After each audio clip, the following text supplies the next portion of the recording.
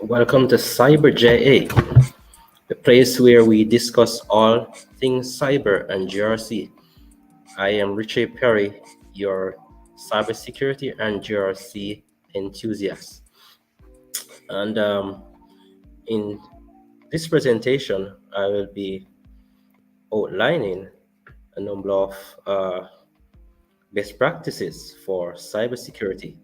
And for many of you who are familiar with me, I'm a big fan of best practices. Best practices always lay that foundation, that baseline for anything that you're doing. Always consult the manuals, the software vendors. What is that they require to establish those baselines and those best practices? So it doesn't matter what applications, what frameworks, what policies, procedures, you name it, that you're deploying within your organization. Always go back to those established best practices to ensure that you have that baseline on which you can build, and also to have an understanding of what is normal within the organization.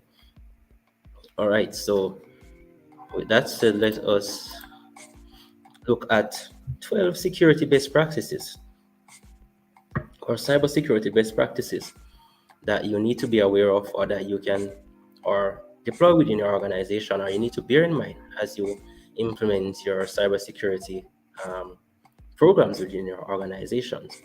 Now, the information that I will share with you is based on experience, as well as this is not something that is cast in stone. You can always add to or take away from, depending.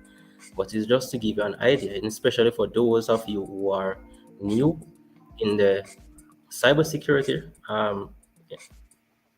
field, and or also if you're thinking about entering into the cybersecurity field, at least you have an understanding that can, or a guideline to help you in implementing your various cybersecurity programs. We're depending. Okay, let us go. Okay, so the first thing we have is to establish policies and educate staff in cybersecurity principles. But before we get to that, why are we looking at cybersecurity best practices? And goes back to one simple thing. It is not possible for an organization to develop a perfect cybersecurity plan. And organizations should therefore implement and continuously evaluate cybersecurity practices that protect sensitive data while making their computers and networks a difficult target for malicious intent. All right, so that's the main reason behind looking at these best practices that we can implement. So, best practices for cybersecurity. And first one there is to establish policies and educate staff in cybersecurity principles. So in this phase, you want to educate staff on the proper use of computers and other technology devices in your organization. Define what sensitive data is and the type or types of sensitive data stored on your system. Clearly identify what data needs to be secured and how that protection is accomplished. You want to create and implement policies describing how to handle and protect sensitive information on data. You want to create a culture of cybersecurity by establishing basic security practices for all staff, including volunteers. You want to promote security awareness and education in your organization. And secondly,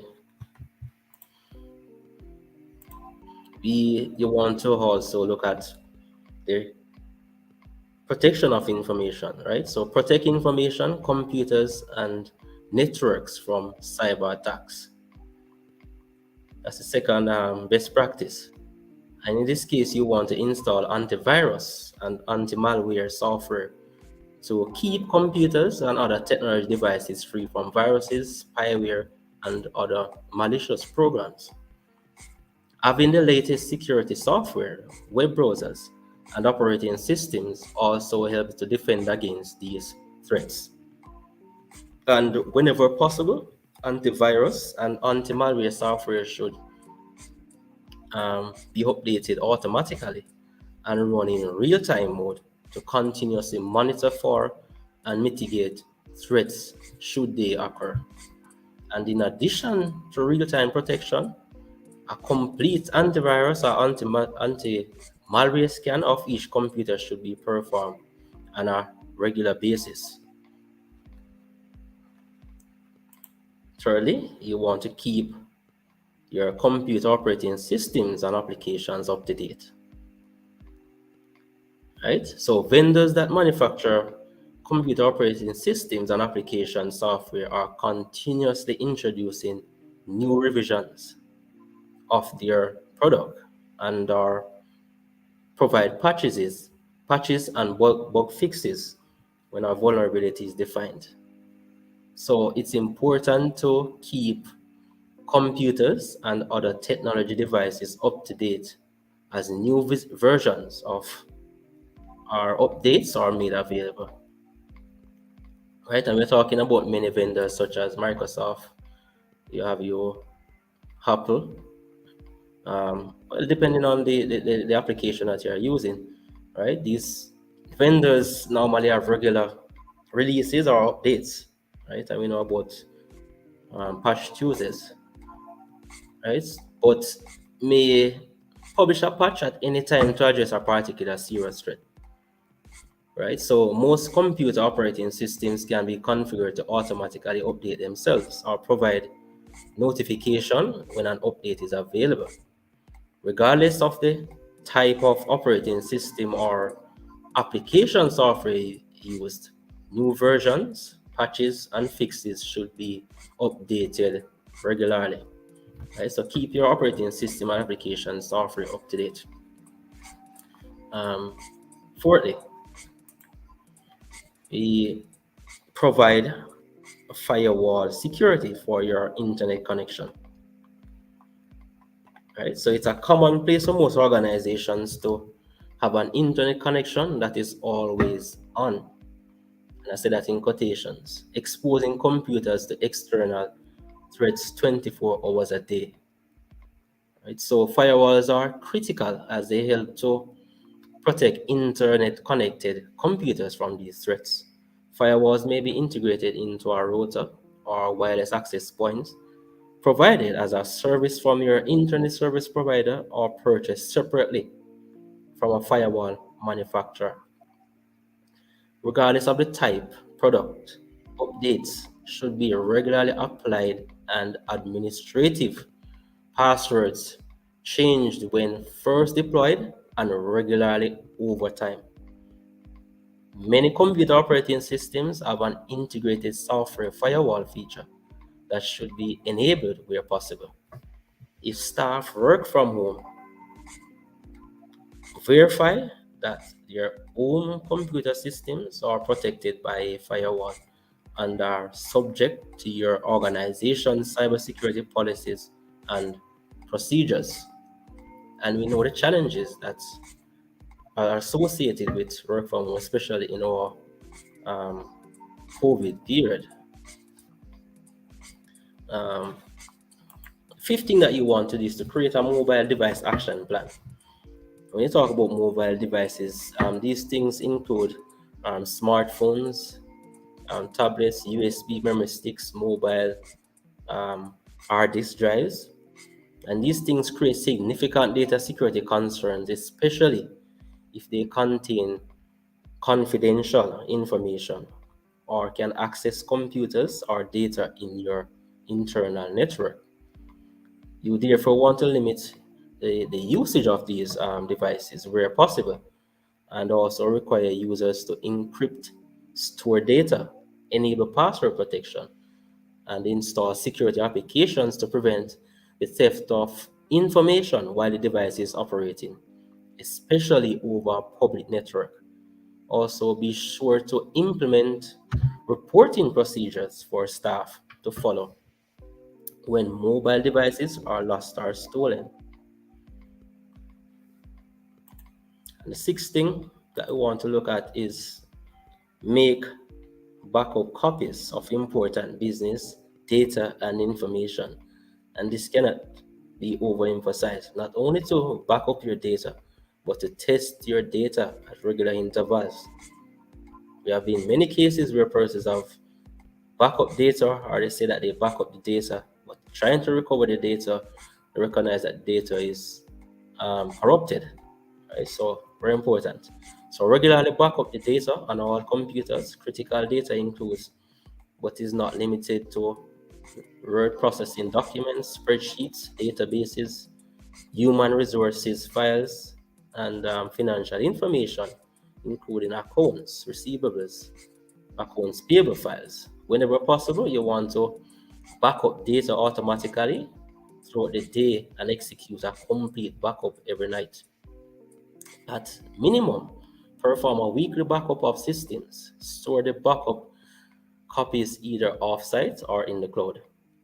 Data stored offsite containing personal data, financial or health information must be encrypted, regardless of the frequency in which data is backed up or where.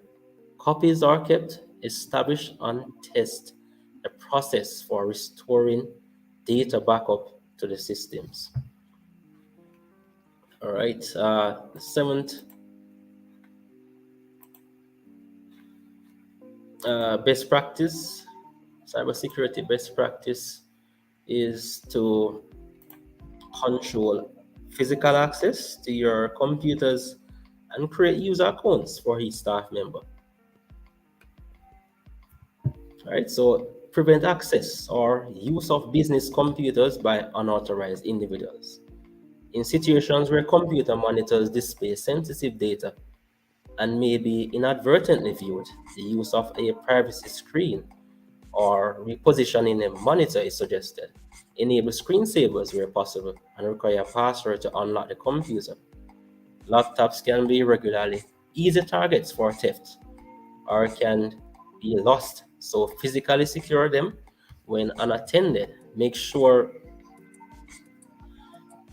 a separate user account is created for each staff member and require the use of strong passwords. Administrative level access should be restricted to key personnel only. Though there are cases in certain environments in which, um, for example, in certain manufacturing environment, you have users who have to use a particular system working on various shifts.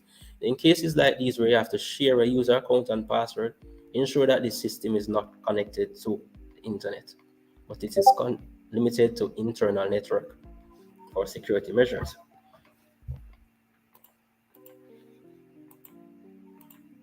Eighth thing is to secure wireless networks, right? And wireless, when you talk about wireless networks, it is now a ubiquitous situation.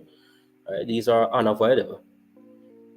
No, if you have a Wi-Fi network in place or in your workplace, make sure transmissions are secure and encrypted using the most up-to-date standards.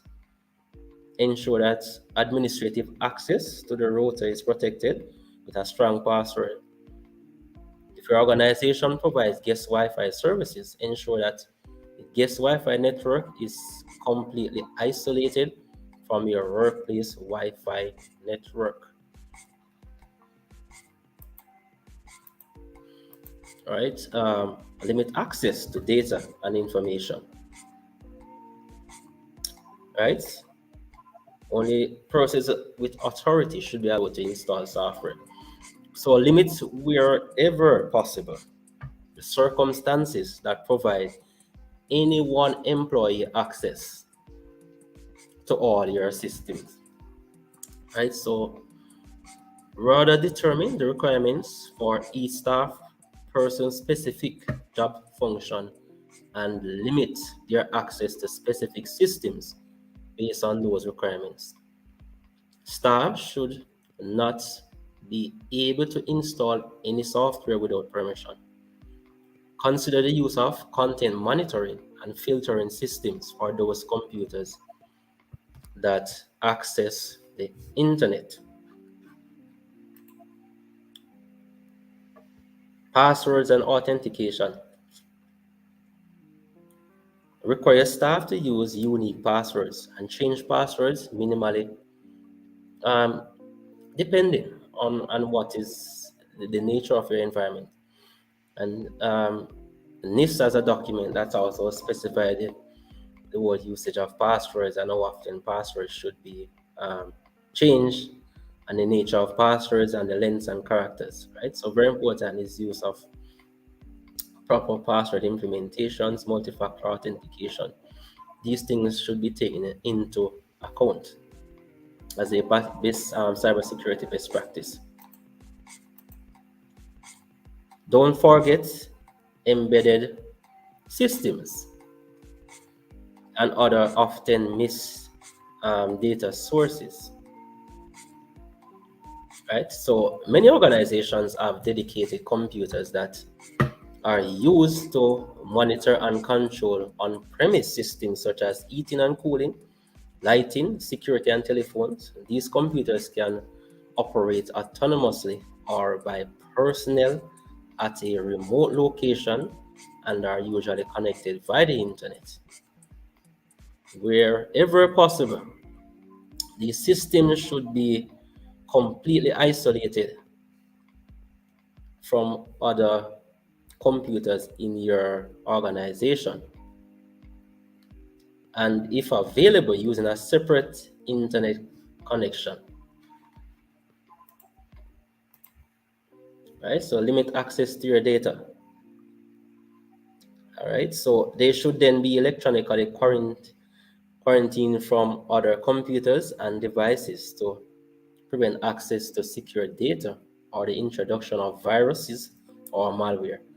Devices such as copiers, printers, scanners, and fax machines are sometimes equipped with internal memory or hard disk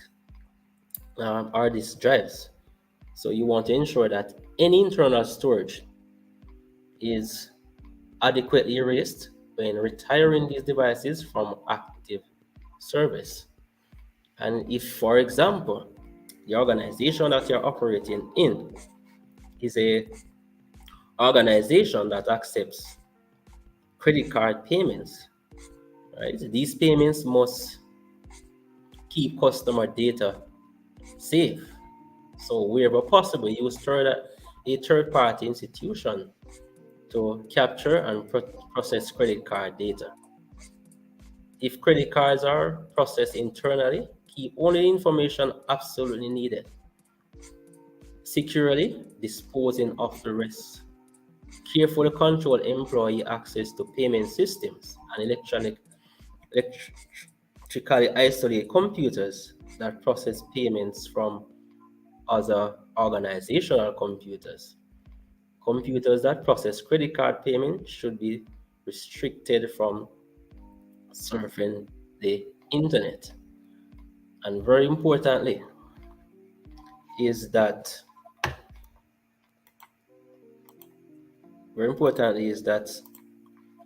you would develop and implement a cybersecurity management program guided by an established framework depending on the nature of your environment, whether you're in the financial sector, in the gas or oil sector, whether you're in the health sector. Then there are various frameworks that can be applied to implement or to develop your cybersecurity program. So there we have it, our 12 cybersecurity best policies that can be taken into consideration when you are implementing your cybersecurity program within your organization. So I am Richard Perry, your cybersecurity and GRC enthusiast. Please subscribe and hit the notification bell for further updates and webinars. See you then.